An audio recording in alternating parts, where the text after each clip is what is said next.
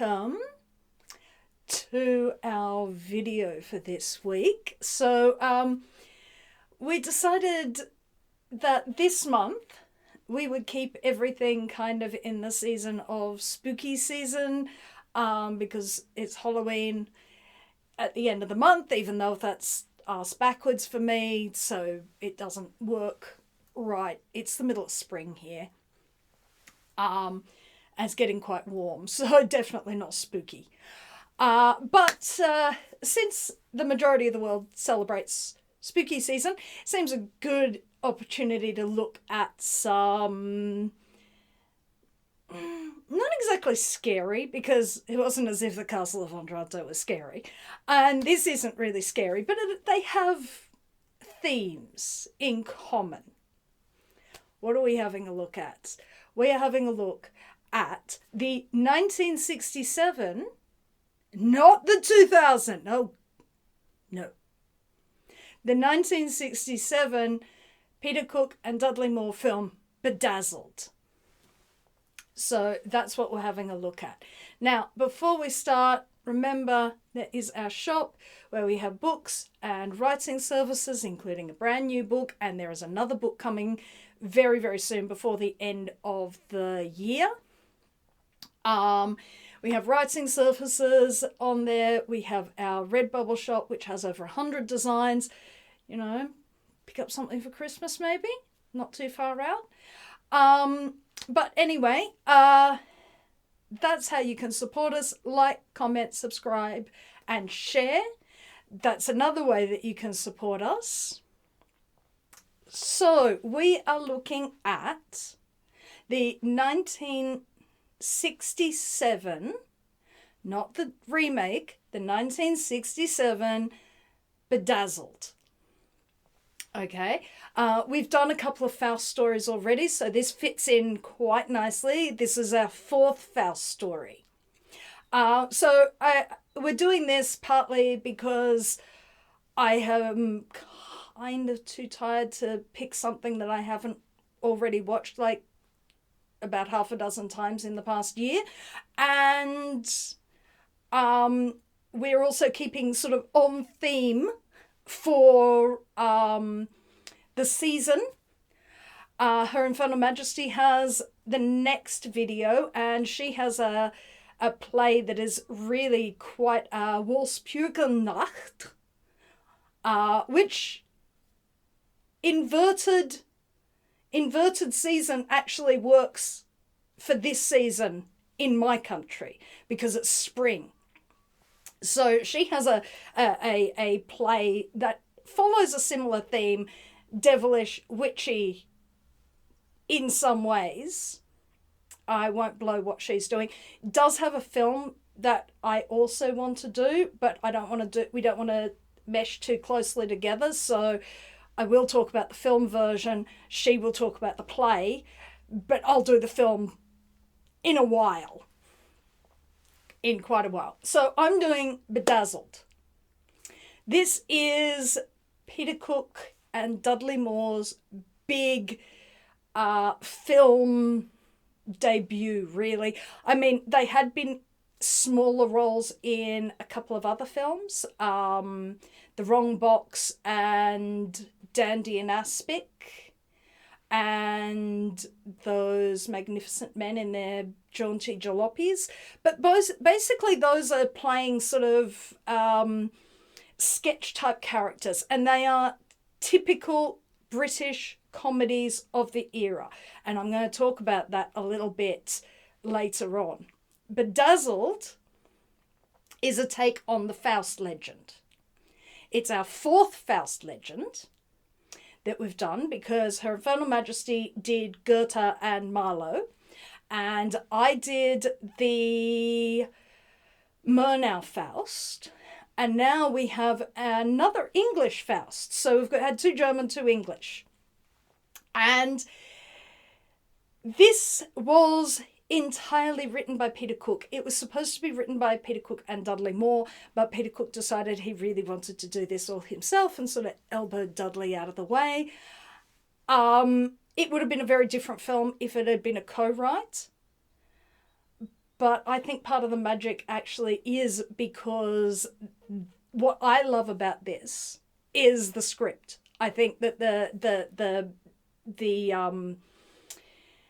script is really what I like. I like listening to the strange associations and the strange ways that he's come up with things. So for me, that is one of the big attractions. Dudley Moore did the music. Dudley Moore, as much as I find him incredibly irritating, I would never watch a solo project with him because I don't find him particularly funny. Not unless it's sort of like Jerry Lewis and Dean Martin. I would never watch a Jerry Lewis movie because I don't like Jerry Lewis by himself. No, you need the other one as well. Otherwise, no dice. I watched this when I knew very little about them. This was one of the first things that I could get a hold of when I started looking around. And it was a script that really attracted me because it's a very intelligent script. And it's clearly been deeply, deeply influenced by things like Marlowe's Faust, Goethe's Faust, Milton's Paradise Lost. There's a lot of big ideas in this, as well, all filtered through the genius of Peter Cook. So it is, I find it personally very interesting. It's not for everyone. It is definitely not for everyone. So what happens with this? Well, Bedazzled opens with Stanley Moon, Dudley Moore, who's a short order chef in love with the waitress in the fast food restaurant that he works in. But he's too shy to tell her how he feels. And he is so unhappy about this situation that he is driven to attempt to do away with himself. And that is when a cloaked figure with glasses, elegantly dressed, and red socks, the red socks are important, appears in his room and says, "What do you think about £1 million?" And he introduces himself. He is the devil, the Horned One. Now, he has been watching Stanley. We actually see him watching Stanley. He's stalking him. He knows this is a soul I can tempt. And that is really important. And it's interesting, he doesn't turn up until this moment. Why? Because it's this moment, which is common across all the Faust stories, is where Stanley is open to temptation. He has already done something that gives the devil an in. If Stanley had sat there mooching and miserable and had not attempted to do away with himself, no in, or no direct in. But it's the attempting to do away with himself that is what gives the devil his in. Because already he sees, he's not trusting in God. Oh. That's a common theme across all the Faust stories, is you are now ripe to turn further and further. Now, it doesn't actually take all that long for George Spigot to A, convince Stanley he is in fact the Horned One, he is the devil, and B, to get him to sell his soul. Because what earthly use has it been to him? He gives him a trial wish. A trial wish is for a ice cream. And then transports him across London to his London headquarters, which is in a clearly very bombed out part of London, or bombed out over 20 years ago, which gives you some sort of idea of how you can win the war and lose the peace when London is still in a mess. And so this slummy part of London, and here is George Spigot's London headquarters, earthly headquarters, which is a play on the Establishment Club. So he has a club. Peter Cook had the Establishment Club in Soho. In the club, we meet George's employees. George Spigot is a name that Peter Cook uses repeatedly. George Spigot is the name for the one-legged man who is auditioning for Tarzan, which One Leg Too Few, which is one of the most famous sketches that Peter Cook ever wrote. It is very funny. It is a very funny sketch. In the clubhouse, we meet some of the 7 deadly sins. Anger is a bouncer. Sloth is a lawyer to sign the contracts, because the devil is very, very legally minded. Every single Faust story, you have to have a contract. It's contractual. You sign a deal with the devil. And so Stanley sells his soul. After being assured, oh no, it won't hurt, no problem with this. And meanwhile, as Stanley is reading this contract, which he clearly hasn't read very well, in spite of his clearly reading it, George has been destroying things. Just minor inconveniences, a button off a shirt that then goes out, the last page out of a book, a scratch on a record. One of the bits that I quite enjoy, because it's just that Peter Cook manic energy, is him laying into a crate of bananas with a hammer before nailing it up and sending it out. There are these little flashes of that manic, but one of the things that is about this film is it had a very good director who kept a lid on that, because as I said with the Alice in Wonderland, Peter Cook needs to be on a tight leash. If you don't keep him on a tight leash, he will go everywhere, and that doesn't work in a film, especially a film with a very tight budget. This had a very, very tight budget. So he was kept on a tight leash. But I think that's just one of those little pieces of crazed lunacy that got in there, and it's one that sticks in my head. So he then gets these wishes. Stanley makes various different wishes. He's an intellectual, he's a millionaire, he's a pop singer, he is a fly on the wall, which is an accident. He is a student, and he is a nun, a lesbian nun. And you say that's only 6. But remember, he wished for an ice lolly at the beginning. That's 7. He didn't read that contract well. Now, every single one of these wishes, George Spigot is there as a character. Or Peter Cook is there as a character, who is, the idea is that the devil is in everybody. And he's there, and he does sort of mess these wishes up. But at the same time, Stanley messes them up too. The intellectual, he is so overcome with lust, he messes it up.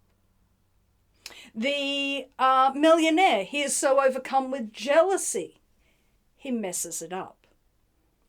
The pop singer, he fundamentally misunderstands the nature of pop stardom and therefore messes it up. It's not the characters who are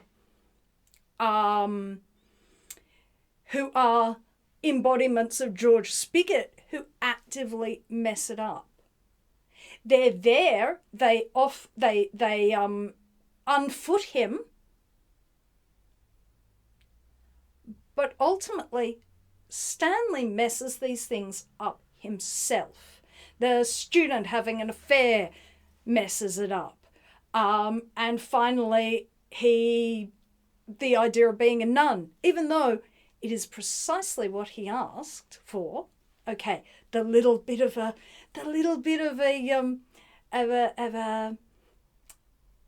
tweak in that you're both women. Okay, you left me a loophole. I had to use it. Okay, fair enough. But by that point, he should know that there is a loophole. But again, some of these, he gets messed up because of the deadly sin that is involved. And the two deadly sins that Stanley is particularly susceptible to. He's afraid of anger. Sloth barely registers sloth. Avarice and gluttony don't seem to be his particular vices. Vanity, no. But lust, definitely, because George puts lust in his bed to confuse him into becoming the pop star. And envy, who also is in the bed.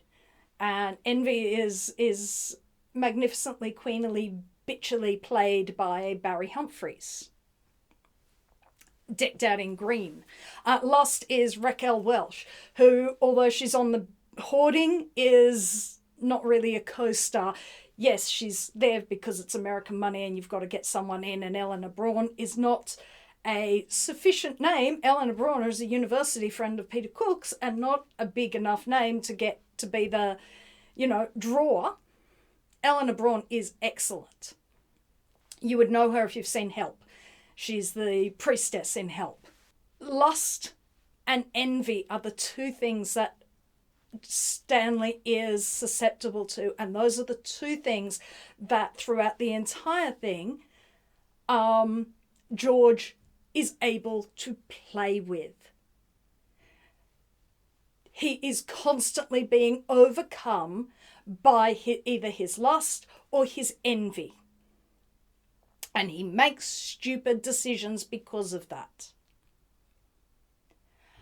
So in between all these are dialogues between George and Stanley about the nature of good and evil and how George ended up in this state of being a fallen angel.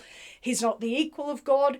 He knows he's not the equal of God. He is highly maneuverable, as he says, and he has a bargain to get to 100 billion souls, and he is 6 short. Now, that is part of what makes it so interesting, are these. And this is part of the Faust story. The meditation on the nature of good and evil is part of the Faust story. It's important. It has to be in there. It makes this a remarkably daring film, considering this is only 2 years after John Lennon had said, "We're bigger than Jesus," and all hell broke loose in the US. I think the reason this passed under the radar entirely, sadly passed under the radar entirely to an extent that it didn't really get the sort of box office returns that gave it a high enough to, yes, let's do another one of these, is because it's much more intellectual. Apparently it did gangbusters in Italy, and the thing that they liked was the meditation on religion. So it does do something very, very right. It's just it wasn't what was expected. It wasn't what was expected. Part of what was important for a lot of people about the Peter Cook-Dudley Moore partnership was that Dudley gave the cuddly sort of warmth, to Peter's cold aloofness. Dudley was warmer, more emotional, more relatable, and Peter is somewhat cool, somewhat cruel, aloof, and intellectual. And for most people, that is what made it such a winning partnership. People engaged a lot with Dudley as this cuddly character, which he is written as that in Bedazzled. Peter Cook knew exactly how to write a Dudley Moore character. So I think Dudley Moore has more screen time too. So he can hardly, even though he got nudged out of the writing process, he didn't get hard done by this. And he is kind of a dud type character. A Pete and Dud. Pete and Dud are the informed idiot talking to the uninformed idiot. They're both idiots. Bedazzled does something different. Stanley Moon is still an uninformed idiot. But Peter Cook's Devil is something very different. And one of the things that makes this quite interesting compared to the modern remake. The modern remake has Liz Hurley as the devil. Now, I can guarantee Liz Hurley is no better an actor than Peter Cook. Liz Hurley is a former model. They're not really high on yes, they act really well. They look really nice, but I really don't think very much of Liz Hurley's acting ability. And I think if you can get past the lust brain of, Liz Hurley in a dress, you would probably see Liz Hurley is a rubbish actor. So I'm not going to condemn Peter Cook for being a rubbish actor just because people aren't watching him with lust goggles on. But what is his devil? Now, seductive is a word that is frequently used with the devil. And the remake definitely lent into the very seductive in the most crass manner by having Liz Hurley very, very sexual. Very sexual, not even sensual. She would actually work better as Lillian Lust because she is using that.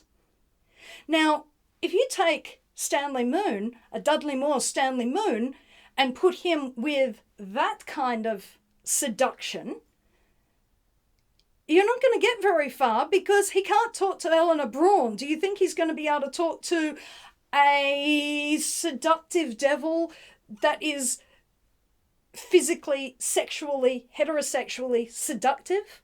No, not a chance. Not a chance. He would end up in a worse mentally paralyzed state than he already is. Peter Cook's Devil is seductive precisely because of the way he is played. Stanley Moon has no friends. People don't talk to him. People don't pay him any attention. This is why he is so miserably lonely. George Spigot befriends Stanley Moon. And it's a very particular type of befriending. The power imbalance is massive. But it's also recognisable from one particular place, and it's a place that Peter Cook spent the bulk of his formative years. It's a boarding school relationship between a head boy, a prefect, and a lowly, lonely, younger student. It's a prefect noticing for his own nefarious whatever means a lonely, vulnerable year 7 who they suddenly befriend and bring in and into their slightly baffling older world, because that 5 years in high school is massive. So you've got a 17-year-old and a 12-year-old, massive difference. And it's that sort of benign paternalism that the devil brings to Stanley. And for a year 7 to have one of the big prefects, be nice to them, is actually really seductive. And of course, because it's seductive, it's really dangerous. There is an inherent danger in that massive imbalance. It's that inherent danger that occurs when one of the older students starts paying far too much attention to one of the younger students. And in a boarding school, you can see how incredibly predatory that relationship could be. And that's how George Spigot is seducing Stanley Moon. It is predatory, but it doesn't look predatory. It looks very friendly. It looks very open. He wants something. And so all of a sudden, that coldness, that remoteness, that aloofness reminds you, this is not a human being. This is a celestial manifestation of pride and ego and fallen nature in human form. George Spigot seduces Stanley by complaining about his problems, making himself seem relatable. You think you have problems. You should hear my problems. I just want to get back to heaven. I don't do any of this stuff because I'm inherently evil. I do this stuff because I'm under orders to do this, which actually fits in quite nicely, not with the Milton notion, but actually with the Goethe's Faust and Marlowe's Faust, where the devil is actually under orders from above to tempt Faust.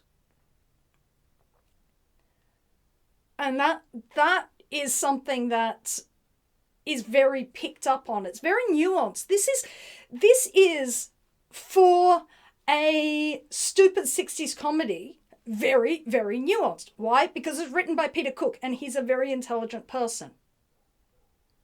Or he was a very intelligent person. He's dead now.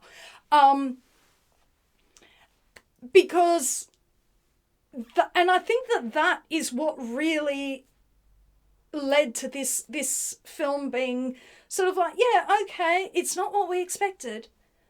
Of course it's not what you expected. It's doing a lot of other things within itself. So it is interesting. And I think the other reason it didn't blow up in terms of controversy the same way, not just John Lennon's comments, but also when you think about it, The Life of Brian, nearly about 12 years later would have the similar sort of controversy around it, it's a bit too clever for its own good. And people just didn't get it. Which is something that has got to be a bit disappointing when people don't get it. And I think when you realize, when you look at this and you realize, this is how this person thinks. This is how this person thinks. There aren't enough people around who think like that. It's going to be really hard to find other people you can engage with properly, and also stave off boredom, which was part of the biggest problem Peter Cook found, is he was terrified of being bored. And when you are clever, and you don't have an outlet for that, which he didn't have, moving a lot forward, especially when the partnership broke up, that is tough. So this I like the cleverness of this. I like the cleverness. I like the meditation on good and evil. Is it for everyone? No.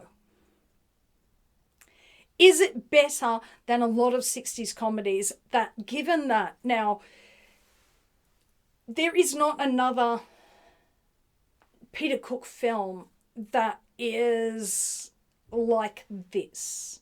There's The Rise and Rise of Michael Rimmer. I've seen half of that. That was co-written with John Cleese. I think it's a bit tighter, but you definitely see you see a lot more of the inadequacies of Peter Cook as a straight man actor. It highlights it a lot more. Yellowbeard, actually Yellowbeard is a decent performance because the character he's got written for himself, who was always a bit vague and always well out of his depth, and he can sort of blunder through that. But this one is unique in that it is the one performance where it works. It does work, it's clever, and it's funny. It also doesn't look like the other 60s comedies.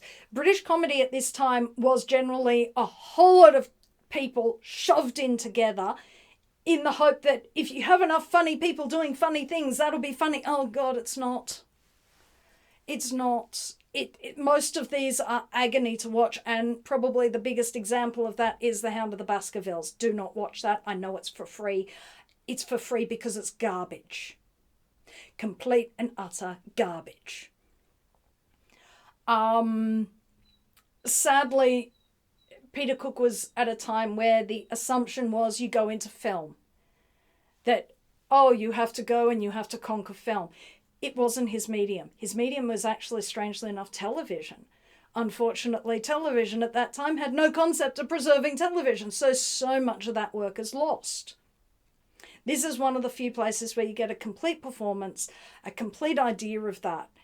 And for that, I think it's worth watching. It's also worth watching for Eleanor Braun. Look, if you like Dudley Moore, watch it for Dudley Moore. I endure Dudley Moore. Watch it for Barry Humphries in a straight role. Well, it's not a straight role, but a non-drag role. Very campy. And you're going to be wondering, how on earth did Barry Humphries get into Bedazzled? Barry Humphries was hired by Peter Cook to do his Australian characters at the Establishment Club. Didn't go down so well. Was given the job of writing Barry Mackenzie for Private Eye, which then led on to being able to do one of the early Australian films under the, film financing, Barry Mackenzie, which is insane, is more problematic than Bedazzled. So there is some stuff in Bedazzled that hasn't aged well, but you remember it's 1967. We're not going to judge a nearly 60-year-old, it's a 60-year-old film or nearly 60-year-old film by today's standards, because we know that we don't do that. Barry Mackenzie is worse.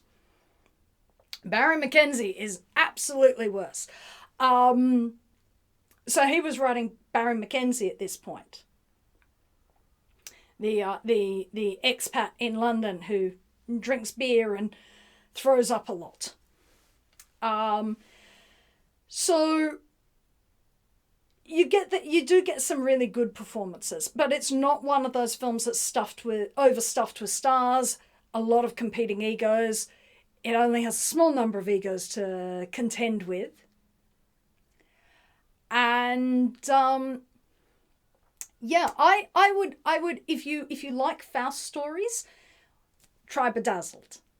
If you are curious about Peter Cook and Dudley Moore, try Bedazzled. It is beautifully shot. They had a very good director, Stanley Doan. So people thought enough of this to put a good director behind it. And as I said, you put him on a tight enough leash, you can get a decent performance out of Peter Cook. Problem is if you don't put him on a tight enough leash, he will go nuts. And I mean, his humour is more translatable to the big screen than Spike Milligan. Spike Milligan was barely he really didn't transfer to the screen. He was a audio comedian. Spike Milligan is very hard to find anything that works visually although attempts were made, he was on the far fringes.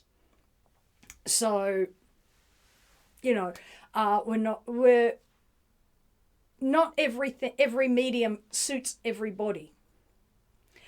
So yeah, that's Bedazzled. It is, in terms of seeing how Peter Cook and Dudley Moore work, it's probably your best example if you want something that is in colour.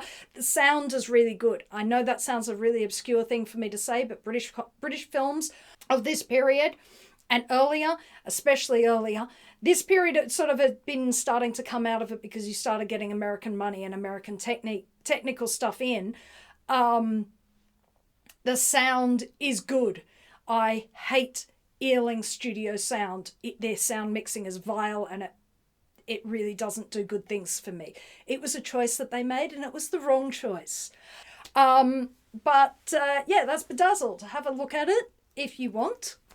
It's something slightly different for spooky season. It is very much a meditation on religion. The amazing thing is that this thing where the devil is massively sympathetic and seductive slipped well under the radar, while The Life of Brian caused a controversy, John Lennon caused a controversy. No, this with its seductive devil, I think went over people's heads and therefore went under the radar. Also, Peter Cook was not aimed at teenagers.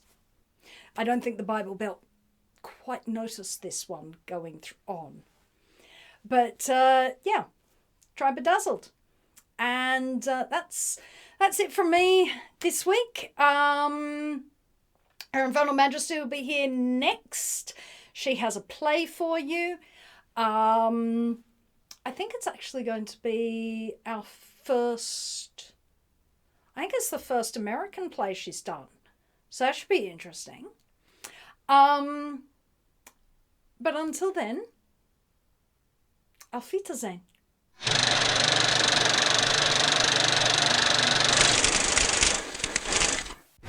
If you would like to support this channel, come across to the Black Cockie Press website, www.blackcockiepress.com.au, where you will find books and other writing services to help with your writing.